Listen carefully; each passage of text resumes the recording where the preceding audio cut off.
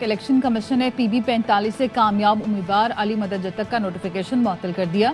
Election commission ने समाअत का तहरीरी हुक्मनामा जारी कर दिया।